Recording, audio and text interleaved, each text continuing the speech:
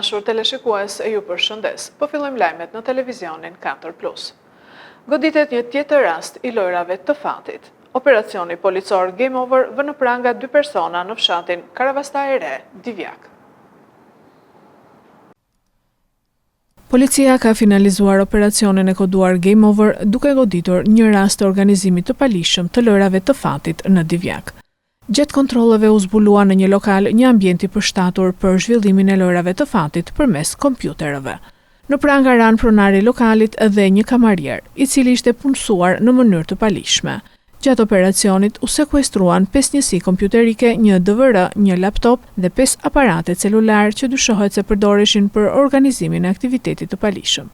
Sipas njoftimit zyrtar të policisë, specialistët e seksionit për hetimin e krimeve ekonomike në bashkëpunim me shërbimet e komisariatit të policisë Divjak, në kuadër të operacionit policor të koduar Game Over, ushtruan kontrolle në lokale dhe ambiente të ndryshme që dyshoheshin se përdoreshin për organizimin e lojrave të fatit. Si rezultati kontrolleve u evidentua një rast i kësaj veprimtarie të palishme. Në vijim të veprimeve procedurale u arrestua në flagrancë shtetasi AQ, 52 vjeç, pasi në lokalin në pronësi të tij në fshatin Karavastaj e Re Divjak dyshohet se organizoheshin lojra fati nëpërmjet kompjuterave dhe aparateve celular. Gjithashtu u arrestua në flagrancë shtetasi EQ, 35 vjeç, kamarier në këtë lokal. Gjatë kontrollit të ushtruar në aparatin celular të tij u konstatuan faqe të ngjashme me ato të basteve sportive. Nga verifikimet e kryera rezultoi gjithashtu se shtetasi EQ ishte i punësuar në mënyrë të palishme, pa qenë i regjistruar pranë organeve kompetente. Në cilësinë e provës materiale u sekuestruan 5 njësi kompjuterike, një DVR, një laptop dhe 5 aparate celular. Materialet procedurale ju referuan prokurorisë pranë gjykatës së shkallës së parë të jurisdiksionit të përgjithshëm Fier për veprime të mëtejshme. Shefi i policisë Roskovecit rrëfe negociatat me pengmarrësin. Çdo sekond ishte vendimtare, thot ai, për shpëtimin e 28 vjeçares.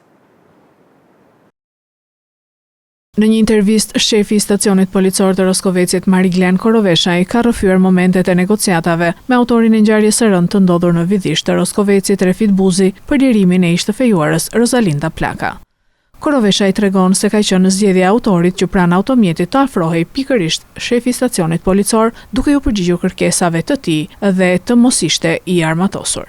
Koroveshaj tregon se distanca më e afërt që i është afruar automjetit ishte 2 metra dhe se e gjithë situata është monitoruar nga forcat e Renea, teksa ka theksuar se çdo sekond ishte vendimtare. Sipas tij, vajza ka qenë jo vetëm e traumatizuar, por edhe me lëndime fizike, ndaj nuk mund të ecte, prandaj i erdhi në ndihmë duke e marrë në krah.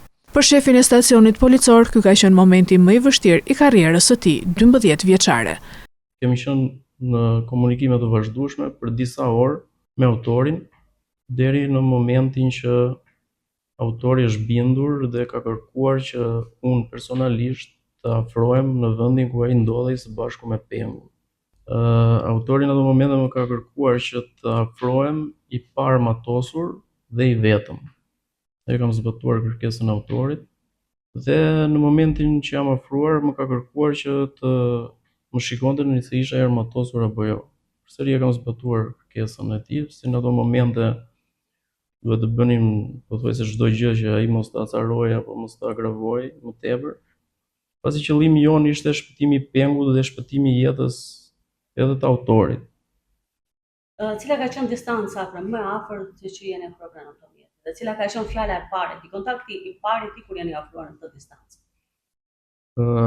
Distanca më afër që unë jam afruar ka qenë rreth 2 metër dhe në momentin që jam afruar atë distancë, më ka thënë mos bëj asnjë lëvizje më të afrohesh pasi do vras veten. Gjithë kjo situatë është monitoruar nga snajperistë. Megjithatë, ai ishte një moment i frikshëm. Mund të them që ishte një moment i rrezikshëm, por i frikshëm në ato momente nuk mendon më për frikën, por mendon se si që të shpëtosh një jetë njeriu, pasi atje çdo sekond ishte vendimtare. Vajza ishte në gjendje shumë të rëndë psikologjike, por edhe fizike, pasi kishte edhe dëmtime në pjesën e trupit, të cilat ishin shkaktuar nga autori në momentin kur e ka marrë nga banesa që e ka marrë me vete, pasi vajza ka refuzuar fillimisht dhe është marrë me forcë. Është një ndër momentet më të vështira besoj të karrierës tuaj 12 vjeçare apo jo? Patjetër që ky është momenti më i vështirë, sepse këto janë raste shumë të rënda që ndodhin shumë rrallë dhe shpresoj që mos të ketë raste të tilla.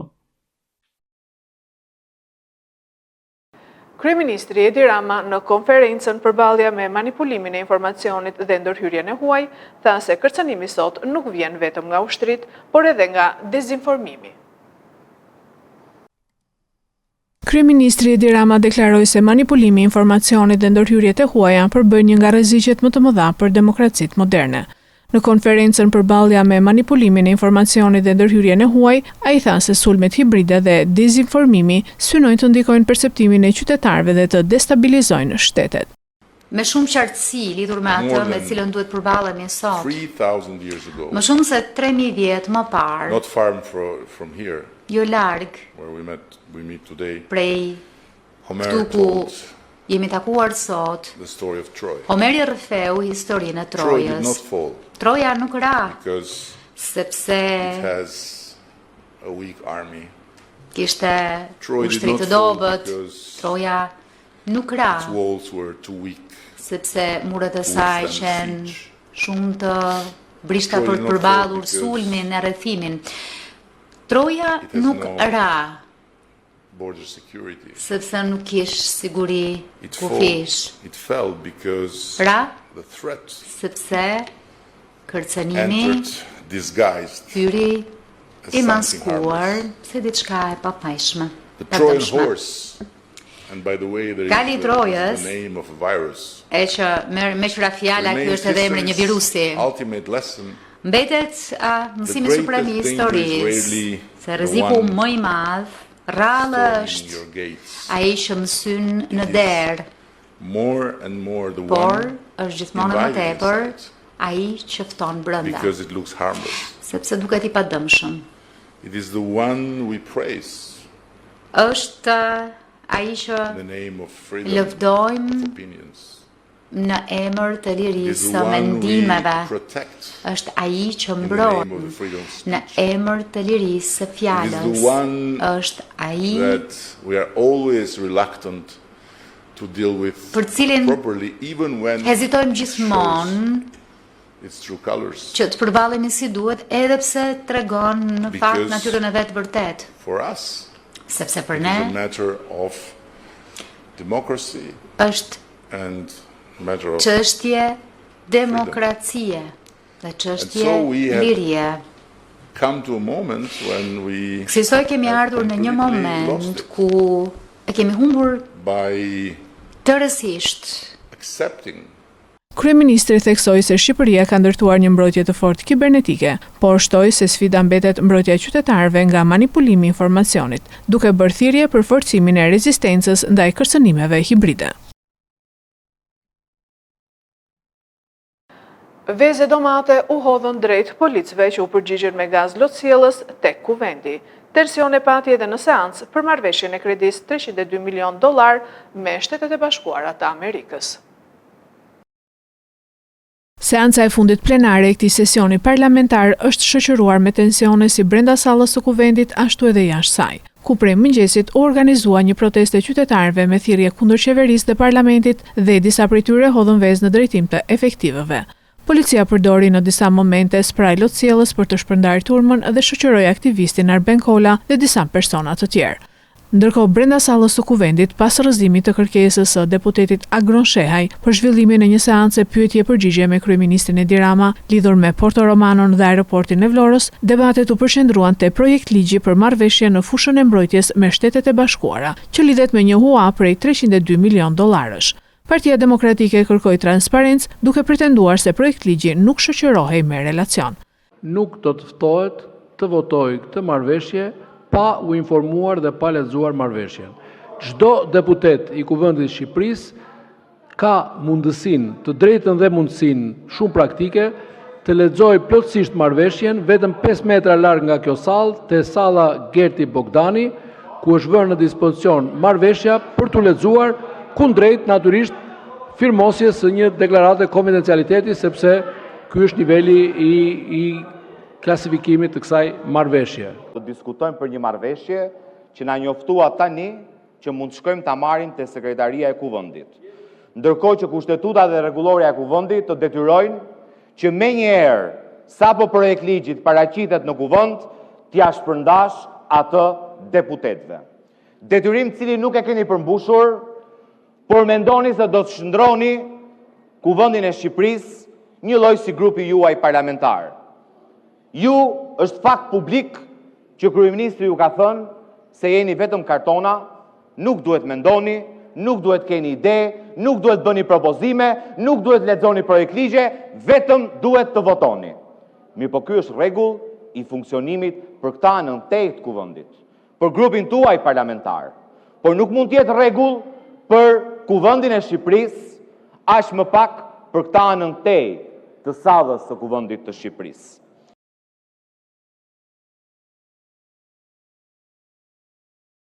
Nis aplikimi në U-Albania. Maturantët kanë 6 ditë kohë për të zgjedhur 10 programet e studimit. Ministri Akumbaro fton maturantët që të aplikojnë. Nga sot, 27 korrik ka nisur faza e aplikimit në portalin U-Albania për maturantët që synojnë të vijojnë studimet e larta. Procesi do të qëndrojë hapur deri më 1 gusht dhe u jep mundësinë kandidatëve të përzgjedhin deri në 10 programe studimi si hapi i parë drejt regjistrimit në universitete. Ministri e Arsimit Mirela Akumbaro u ka bërë thirrje të gjithë maturantëve që të respektojnë afatet dhe të kryejnë aplikimin në kohë. Ajo i ka inkurajuar të bëjnë zgjedhje të bazuara në dëshirat, talentin, përgatitjen dhe objektivat e tyre për të ardhmen. Në mesazhin e saj, ministria thekson se universitetet shqiptare i presin studentët me programe të reja studimi, staf akademik të kualifikuar dhe më shumë mundësi për zhvillim profesional. Të dashur maturant, një ditë shumë e rëndësishme fillon sot me ju, bashkë me javën, nga data 27 korrik deri në datën 1 gusht. Do të jetë i hapur portali U-Albania, ku të gjithë maturantët që dëshirojnë të regjistrohen, të aplikojnë për studimet larta, mund fillojnë ta bëjnë këtë nga sot. Do të keni 10 mundësi zgjedhje. E di që keni punuar shumë dhe ndërkohë jeni përgatitur për këtë moment. Mos nguroni të aplikoni atje ku keni dëshirat, ku keni ëndrat, por edhe talentet tuaja. Do të jetë një javë intensive.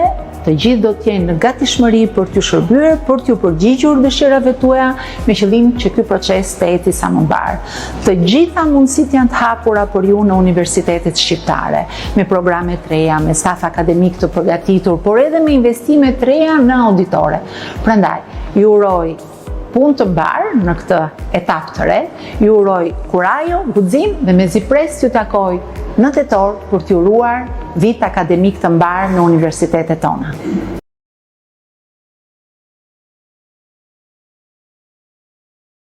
Rritet ndjeshëm konsumi i barnave dhe produkteve kozmetike në Shqipëri, sipas Instat.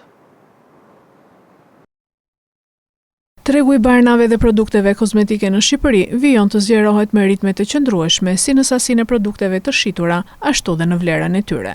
Sipas të dhënave zyrtare të Instat, në mars 2026, indeksi i vlerës së shitjeve për këtë kategori arriti në 154.8 pikë me vitin 2021 si bazë, duke treguar se tregu është rritur me 54.8% në krahasim me atë periudhë. Në të njëjtën kohë, indeksi i volumit të shitjeve u ngjit në 150.3 pikë, çka tregon se sasia e produkteve të shitura ishte 50.3% më e lartë se në vitin bazë. Krahasuar me marsin e vitit të kaluar, shitjet u rritën me 7.6% në vlerë dhe 7.5% në volum. Diferenca minimale mes dy treguesve tregon se zgjerimi i tregut është nxitur kryesisht nga rritja e konsumit dhe jo nga rritja e çmimeve. Edhe tremujori i parë i vitit 2026 konfirmoi këtë tendencë pozitive. Gjatë periudhës janar-mars, vlera e shitjeve u rrit mesatarisht me 6.2%, ndërsa volumi me 6.1% krahasuar me të njëjtën periudhë të vitit 2025. Ekspertët e lidhin këtë zhvillim me disa faktorë kryesor. Njëri prej tyre është plakja e popullsisë. Sipas censusit 2023, rreth 19.7% e banorëve të Shqipërisë janë mbi 65 vjeç, nga 11.3% që ishin në vitin 2011. Kjo grup mosh ka nevojë më të madhe për trajtime të vazhdueshme dhe përdor më shpesh disa medikamente njëkohësisht. Një tjetër arsye është shtimi i sëmundjeve kronike si ato kardiovaskulare, diabeti, tumoret dhe sëmundjet kronike të frymarrjes, të cilat kërkojnë trajtime afatgjata. Sipas Organizatës Botërore të Shëndetësisë, sëmundjet jo të transmetueshme përbëjnë rreth 93% të gjitha vdekjeve në Shqipëri, duke rritur ndjeshëm kërkesën për barna. Paralelisht, është shtuar edhe përdorimi i produkteve që blihen pa recetë, si qetësuesit e dhimbjeve, vitaminat, mineralet, suplementet ushqimore, preparatet për forcimin e imunitetit, produkte dermatologjike dhe medikamentet për problemet e tretjes apo të frymarrjes. Ndikim në këtë prirje kanë edhe faktorët që lidhen me stilin e jetesës. Ushqyerja jo e shëndetshme, mbi pesha, mungesa e aktivitetit fizik, duhanpirja, ndotja e ajrit dhe stresi po kontribuojnë në rritjen e sëmundjeve kronike, duke shtuar njëkohësisht nevojën për trajtime mjekësore dhe konsumut të lartë të barnave. Këto ishin lajmet tona për sot. Lajmet i gjeni edhe në internet në websajtin 4plusmedia.tv. Bashkë, mirupafshim.